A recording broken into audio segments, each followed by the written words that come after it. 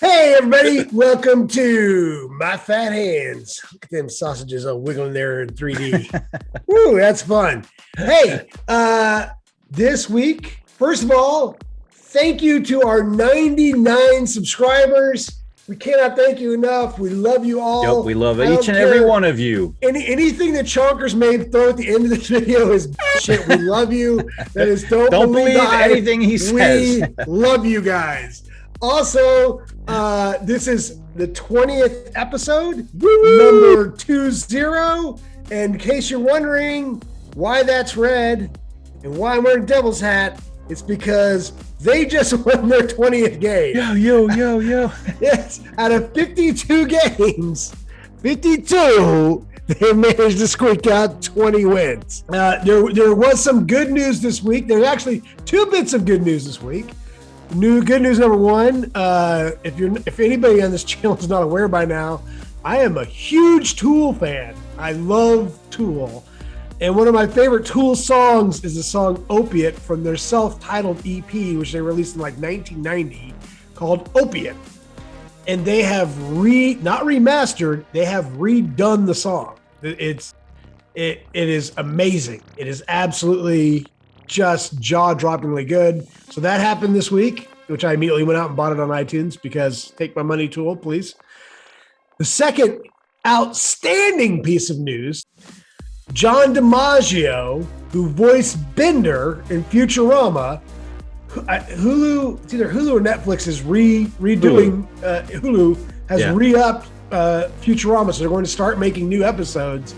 And they finally signed John DiMaggio. Yeah, so Blender. Blender. Anyway, so that is outstanding news. I love Futurama, not as much as I love Tool, but I love Futurama. And I particularly love John DiMaggio. He's done a lot of different voices in a lot of different cartoons. But he's most famous for, what's his name? Blender.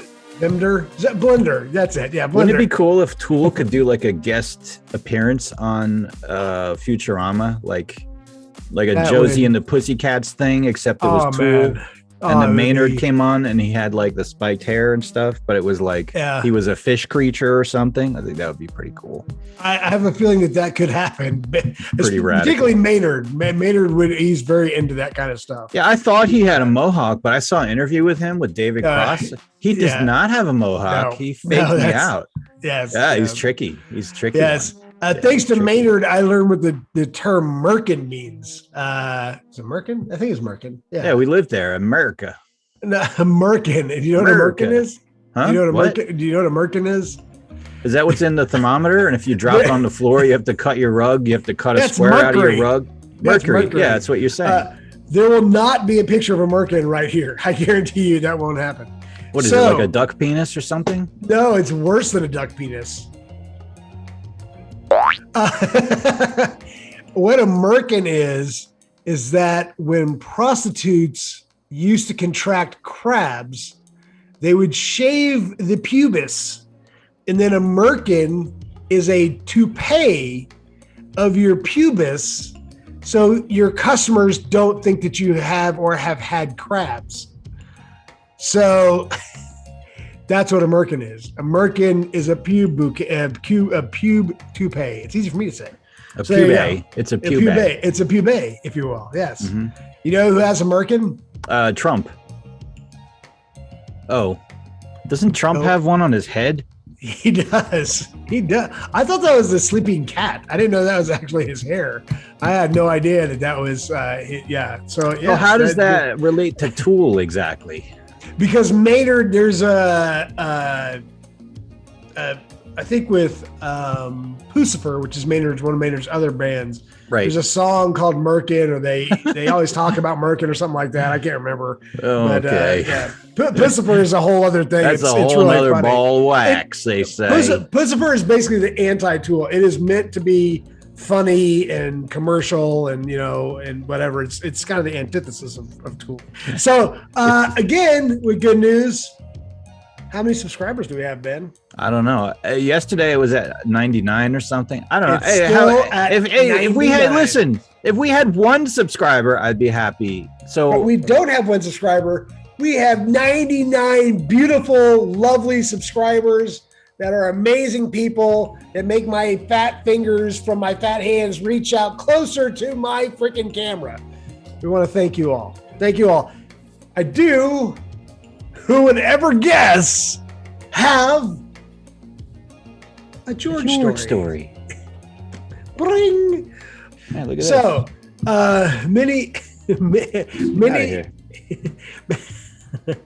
many years ago, I worked. You should go ahead. Start your story. Oh yeah. Okay. Are you ready? Go ahead. Yeah. Start. Yeah. When are you gonna do the thing? The thing.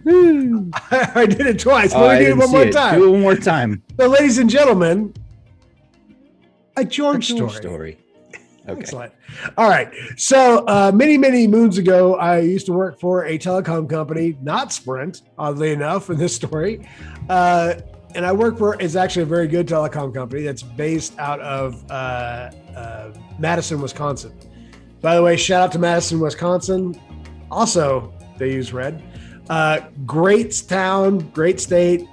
I love Madison, Wisconsin. I've been there many times. Love the hell out of Wisconsin. Or at least Madison. I haven't spent time anywhere else. The rest of Wisconsin may suck. I don't know. But Madison's pretty awesome. So Madison is about, I think it's like a 3-hour drive to Chicago. And I was in training in March, and I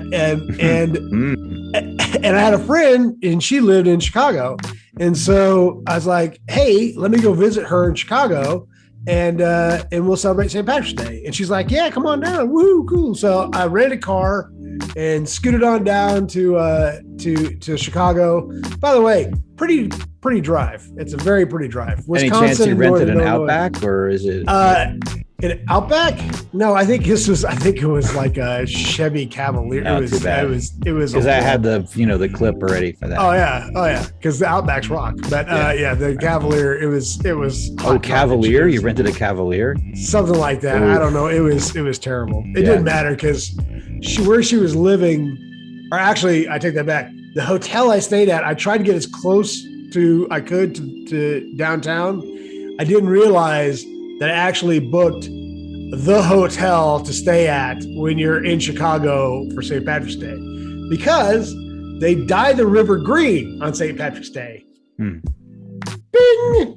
So I don't know why I feel the need to make the bing sound, but I do. Something green is going to show up there. Probably. I'm pretty sure. Yeah. I can show maybe in the video I might provide you of the rim dyeing the river. Anyway, so fingers pointing. So my hotel, literally the window faced the river where they dyed it directly beneath my hotel room. So my friend came over in the morning and we walked out. So just to paint a picture of how this St. Patrick's Day went down. St. Patrick's Day in Chicago, just like in Boston and possibly New York City. And New York's pretty big too. Is a really big fucking deal. It's not like people are like, oh, it's St. Patrick's Day. You're not wearing green and pinch on the ass. No. St. Patrick's Day is a big fucking deal in Chicago. And this St. Patrick's Day fell on a Saturday. And keep in mind, St. Patrick's Day is March 17th, whatever. It was 70 degrees in Chicago. So it's 70 degrees on a Saturday. When I tell you that everybody in that fucking city was drunk, I mean, everybody in that fucking city was drunk. And they were all downtown and they were hammered to bejesus. And I'm talking about cops, firemen. The mayor showed up, Rahm Manuel. I got to see him. He was shit-faced. Everybody was drunk. Chicago has a pizza sculpture, not a pizza sculpture, but a piece of sculpture called the Bean. It's very famous. It's a bean-shaped design. It's three-dimensional, and it's completely chrome. So it is 100% reflective. It's like a mirror, but it's shaped like a bean. And the people of Chicago were so pissed drunk, they were shouting drinking chants at themselves into the bean. That's how fucking drunk they were. Everybody was drunk. It was amazing. An addendum to that story. My friend who lived there, she's a lot younger than me. And she's a great woman. She's a lawyer. And she's originally from the Green Bay area. And so we went to Dealey Plaza in Chicago. And I grew up with a movie called The Blues Brothers. Blues Brothers, yeah. Jake, Elwood. And at the end of The Blues Brothers, they have to take the money they made to the Cook County Tax Assessor's Office. Also, side note, the person who plays the clerk for the Cook County Tax Assessor Office is Steven fucking Spielberg. Really? Yes. Bing. I didn't know that. Yeah. Okay. Yes. Oh yeah. Star-studded cast. So we're going to Dealey Plaza. She's like, yeah, Dealey Plaza is really famous because we had this giant Picasso horse head. It's this very, Art Nouveau, cubist, three-dimensional. It's all steel, and you kids can play on it. It's a very big piece, and it's very impressive. It actually looks more like a seahorse than a horse, but whatever. So I'm like, oh yeah, that's really cool. Now I look over and I go, is that the Cook County Tax Assessor Office? And she's like, yeah. And I'm like, oh my God, I'm where the Blues Brothers was. And she had no idea what I was talking about. Really? She had never. No, she never saw the movie. She's like, at the time, I think she was like 26 or 27. She was way before her time. She had no fucking clue what the Blues Brothers was. Wow. And I'm sitting here awestruck at a tax assessor's office. I can't think of any tax assessor's office anywhere on planet Earth that I would give a shit about, except for the one in Cook County, Chicago, Illinois. And I was literally just jaw agape. It's the Cook County Tax Assessor's Office. I saw the Blues Brothers when I was like 13, I guess. I guess it came out when I was 13 or so. Yep. Freaking awesome movie. So there's a scene in the Blues Brothers movie where they back the Bluesmobile up off the edge of the ramp, and then they miraculously somehow it flips over, does a double flip, turns the opposite way and goes over the neo-Nazis' car. Yeah. And then the neo-Nazis' car go off the edge of the thing, and then they cut to a shot. It's like dropped from like 75,000 feet. Yeah. Like dropped it from the Skylab. It's like, what the hell? And when that scene came on, my mom came into the room because I was on my side. I was laughing so hard. I was literally double over crying. I was laughing so hard. And my reaction to that did not change probably up until about like 6 or 7 years ago. Every time I saw just that one scene, it would just destroy me because it's so absolutely absurd. This Pinto station wagon, goes after a 60-foot fucking ramp. And the next thing you know, it's being dropped off the surface of the moon back to Earth. Oh my God, it just destroys me. It destroys me. I'll tell you what. Got any other stories, man, or what? No. Well, not really, but I will tell you that if you got 5 minutes to kill, this goes for you, anybody. Do watching. I have 5 minutes to kill? Yeah, I got 5 minutes. I got 5 minutes, man. I got 6 minutes to kill. Go to Amazon reviews. Yeah. And look up any of the reviews for sugar-free gummy bears. Mm-hmm. Tell me, what does it say? You know what? I think we should pull up a review right now. Okay. All right. So this is a review for the Haribo sugar-free gummy bears. See you in hell, Haribo sugar-free gummy bears. It was the last class of the semester, and the final exam was worth 30% of our grade. After a late-night study session, I felt confident, but I had to decide between sleeping in or cooking breakfast. My eyelids chose sleep. My stomach later regretted this decision, and after several uncomfortable stomach growls, I finally decided to make a quick stop by the campus bookstore and grab a snack before my test. Since the semester was ending and everyone was going home for the summer, a lot of items were on sale, including the snacks and candy that they kept up front. Being in the hungry state that I was in, it felt only logical to pick the largest, yet least expensive candy in order to get more bang for my buck. And there they sat, 2 bags of Haribo sugar-free gummy bears, buy one, get one free. What a deal, I thought naively. I'd eat 1 bag before my test and 1 bag afterwards. As I walked to class, I gleefully chewed on those abominable little bastards, unaware of the utter mayhem that they would soon unleash upon my poor anus. As I sat down at my desk, as a professor informed us that due to issues with cheating in the past, restroom breaks would be prohibited until the completion of the exam. I'll give you 10 minutes to use the restroom now. This will be your last chance. Any takers? The demon bears hadn't released their unholy necromancy upon my stomach yet, so in my moment of ignorant foolishness, I remained seated, still munching on those miniature bear-shaped bombs. After the students wise enough to take the professor's offer had returned, the professor handed out the test. I was 6 questions in when it happened. It started subtly at first, almost like a slight tingly sensation in my lower abdomen. I thought nothing of it, assuming my intestines were just doing their thing. Little did I know that my intestines were trying desperately to warn me of the horror that was on the horizon. By question 9, it happened again, but this time it was followed by a sharp pain, as if those infernal hellions had orchestrated an attack upon my colon. I fought to constrain the groan that tried escaping my lips. It was at this point I began to panic. Something was going horribly wrong, and I needed to get through this test before it got any worse. By question 14, my worst fear was upon me. The Satan bears, burning hot, liquidy dark magic, crashed against my anal sphincter like a tidal wave. I was able to close the hatch just in time, but those relentless, toxic bears beat against it like orcs breaking down the doors of Helm's Deep. I knew I wouldn't be able to so as much shift in my seat without risking a breach. I kept fighting through my exam, clenching my cheeks with all my might. Beads of sweat began rolling down my neck. Suddenly, a loud, gurgling war cry came from my belly, and the entire class lifted their heads. At this point, nothing mattered except expelling this ungodly presence from my bowels.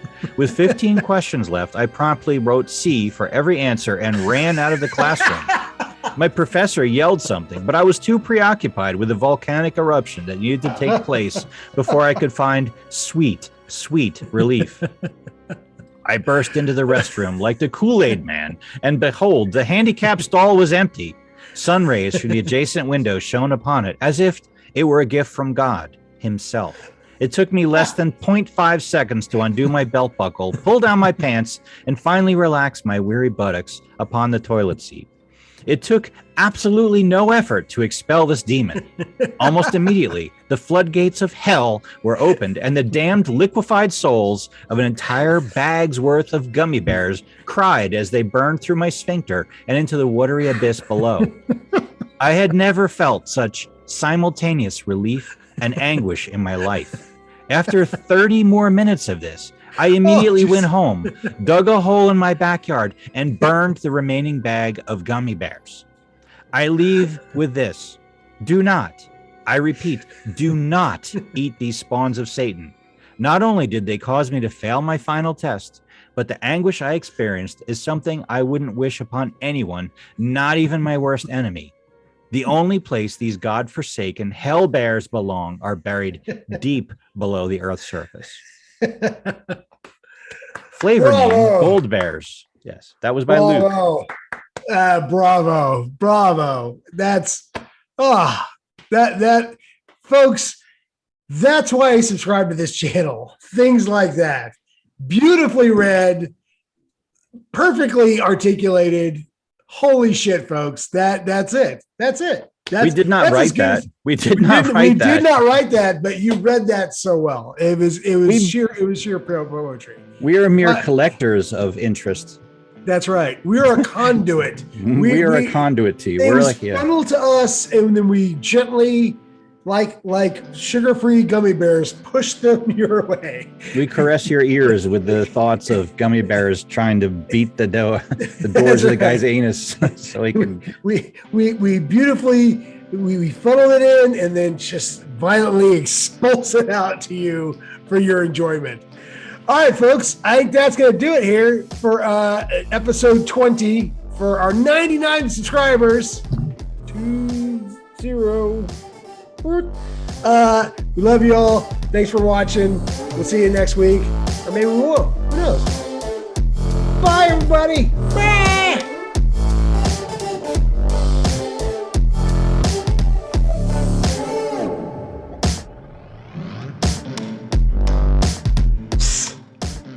I'm a human beatbox. Okay. All right. Are you ready? Don't cut that out. I want that 20 and 20 in there. Otherwise, I'm taking the hat off.